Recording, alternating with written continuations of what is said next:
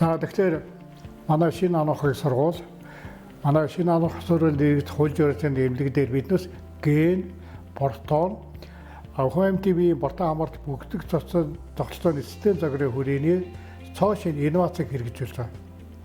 Тэгээ энэ инновацийг хэрэгжүүлэх гол онлын элементүүд нь юу гэхтэй зэрэг нэгдүгээр биднээс бол лазер эмчилгээ, ICT эмчилгээ, эхо соно эмчилгээ буюу одоо ХТВ-ний эмчилгээг явуулж байна. Энэ бол гадаадын инновац.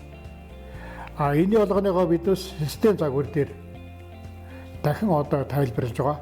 Энэ бол манай сургуулийн инновац. Тэгэхээр энд чинь манай сургуулийн манай Монгол эрдэмтдийн нэг инновац, гадаадын эрдэмтдийн хоёр инновацыг бид ингээ хослуулан хэрэгжилж байна гэсэн. Дараагийн инновацд юу ордог гэдэг одоо яг энэ багаж. Бета ген пульсограмм.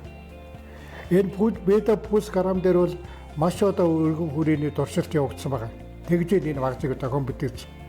Хүмүүсээс ДНК ялгаад полимеразыг нэгэн оруулаад дахин одоо олшруулад тэгээд тэрний давтамжийг одоо тухайн хүнд илэрч байгаа судасны шинжилгээтэй хоорондоо холбосон пульстэй.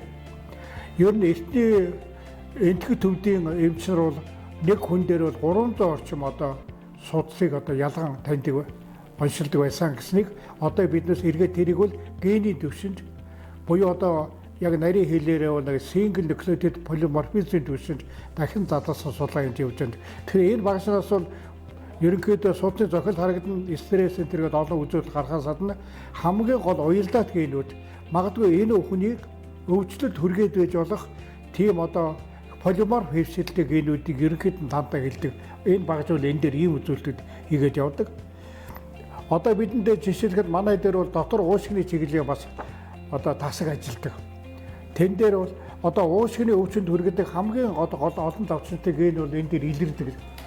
Тэр энэ гений давтамжийг тухайн өвчтөнд бид тодорхойлоод дараагаар нь лазер эмчилгээтэйгээ, эхо соно эмчилгээтэйгээ, ICT эмчилгээтэй ингэж холбож байдаг гэсэн үг.